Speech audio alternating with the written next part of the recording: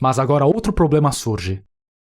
Nesse caso, isso significa que uma pessoa que foi perdoada pelos seus pecados e é salva não comete mais nenhum pecado? Ela comete pecado. Então o que acontece? Vamos pensar sobre esse problema. Vamos para a 1 de João, capítulo 1, versículo 9. Se confessarmos os nossos pecados, Ele é fiel e justo para perdoar os nossos pecados e nos purificar de toda injustiça. Se afirmarmos que não temos cometido pecado, fazemos de Deus um mentiroso, e a sua palavra não está em nós. Olhem o que diz aqui. Estas palavras são dirigidas às pessoas salvas. Se pecamos, devemos confessar nossos pecados. Claro, se lágrimas vierem aos seus olhos, vocês choram. Mas não há necessidade de chorar e lamentar e implorar por perdão. Há uma diferença entre confessar e implorar pelo perdão de seus pecados. Se vocês simplesmente, honestamente confessarem seus pecados diante de Deus, Deus os perdoará. Claro, basicamente, vocês já foram perdoados por esses pecados. Vamos pensar sobre isso novamente em um minuto. Vamos dar uma olhada no capítulo 2, versículo 1. Meus filhinhos, escrevo a vocês estas coisas para que vocês não pequem. Se, porém, alguém pecar, temos um intercessor junto ao Pai, Jesus Cristo, o justo. Meus filhinhos, significa que as pessoas que são salvas. Isso são as pessoas salvas. Como pessoas salvas, quando lemos esta carta, foi pedido para não pecarmos se possível. Escrevo a vocês estas coisas para que vocês não pequem, mas não é possível que não pequemos de jeito nenhum. Então diz, se porém alguém pecar, se alguma pessoa salva pecar, temos um intercessor junto ao Pai, Jesus Cristo, o justo. Então, para os pecados que cometemos depois da salvação, o Senhor está até agora dando sacrifícios lá no lugar santíssimo como o sumo sacerdote. Ontem, vimos isso, não vimos? Aqui no lugar santíssimo é onde o Senhor está até agora. Então, mesmo agora, Jesus está advogando em meu nome, diante de Deus, pelos pecados que eu cometi. Isso não significa que seremos julgados ou teremos que ir para o inferno por causa destes pecados. Esse não é o caso. Os pecados que cometemos depois de sermos salvos, apesar de viver nossas vidas guiadas pelo Espírito Santo, porque ainda temos a natureza do pecado em nossa carne, por causa dessa natureza do pecado, acabamos cometendo pecados. Cometemos pecados, mas o Senhor, através do derramamento de seu sangue, fundamentalmente, proveu o perdão por aqueles pecados também. Mas, mesmo assim, quando pecamos de novo, nossa consciência fica atormentada por esses pecados. Mas porque o Senhor é nosso intercessor diante de Deus mesmo agora, aqueles pecados não nos levam para a destruição ou julgamento. Mas há algo que temos que enfrentar. 1 de Coríntios, capítulo 11. Vou ler a partir do versículo 30.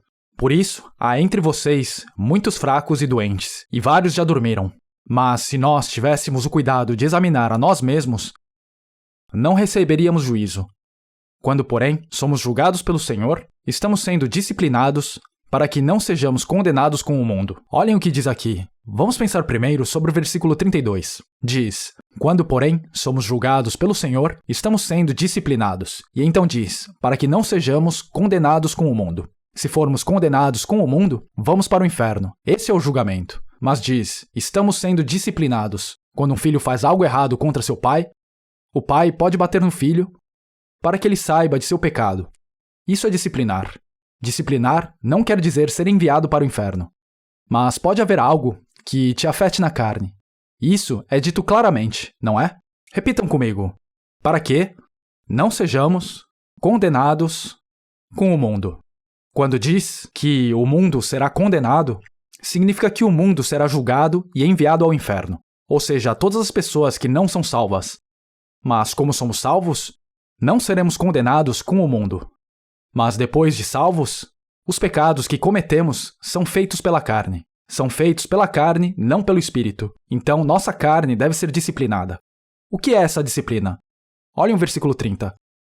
Porque há entre vocês muitos fracos e doentes, e vários já dormiram. Quando diz dormir, significa que morreram. Uma coisa que vocês precisam saber é... Uma mãe bate em um bebê por sujar sua fralda? Não. Bebês não são disciplinados. Em nossas vidas de fé, também.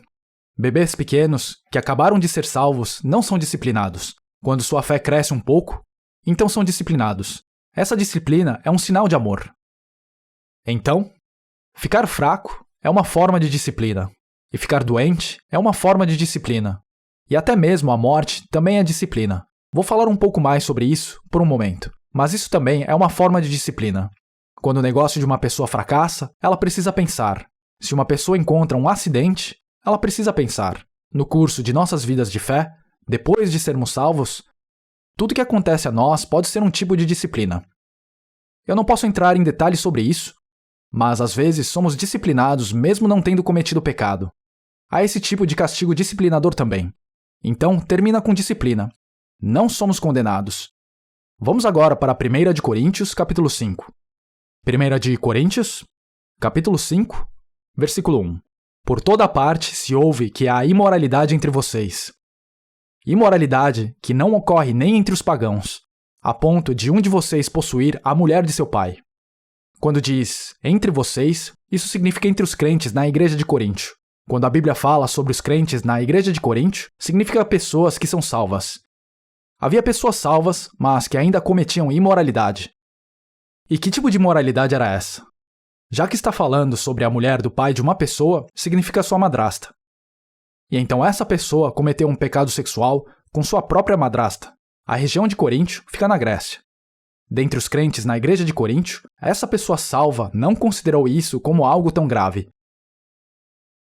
E então, este homem cometeu o pecado de dormir com a esposa de seu pai. Mas esse é um pecado muito terrível. E o que aconteceu com essa pessoa? Olhem para o versículo 5. Versículo 5. Entreguem esse homem a Satanás para que o corpo seja destruído. Ele teve que ser entregue a Satanás. Se Deus desiste de uma pessoa salva e essa pessoa é entregue a Satanás, ela morre imediatamente. Se Deus vê que uma pessoa salva não é mais necessária e ele a entrega, Deus desiste dela. Desde o momento em que somos salvos, estamos sob a proteção de Deus. Estamos sob a proteção absoluta de Deus. Mas se nunca ouvir Deus e apenas faz o que quer, então Deus desampara a pessoa. E se uma pessoa é entregue a Satanás, ela morre imediatamente. Pessoas que não são salvas não morrem assim. Mas se as pessoas salvas são desamparadas, assim que forem entregues a Satanás, elas morrerão. Então, se olharem aqui, diz: entreguem esse homem a Satanás para que o corpo seja destruído e seu espírito seja salvo no dia do Senhor. Então, o espírito daquela pessoa que é salva voltará à vida novamente quando o Senhor voltar. Claro, ela será ressuscitada na carne. Então, há a disciplina que pode até levar à morte. Isso não é uma punição pelo pecado, é disciplina. Diante de Deus, a carne de uma pessoa viva ou morta não é um grande problema. Então, quando se trata de perdão dos nossos pecados em nossos espíritos, ela é perfeita. Não é algo que desaparece com o tempo. Não é algo que é deletado. Mas, se pecarmos, somos disciplinados e tem a disciplina que pode até levar à morte. Uma pessoa salva não deveria pensar que só porque é salva pode viver pecando como quiser. Então, quando se trata dos pecados que cometemos depois da salvação, há a disciplina que até pode trazer a morte. Mas nossa salvação em si não pode desaparecer ou ser tirada. Isso não é possível. Não tem como o perdão dos pecados que recebemos ser cancelado. Então, a salvação que recebemos é perfeita. É um perfeito perdão dos pecados. Não é um perdão que desaparece depois de um tempo.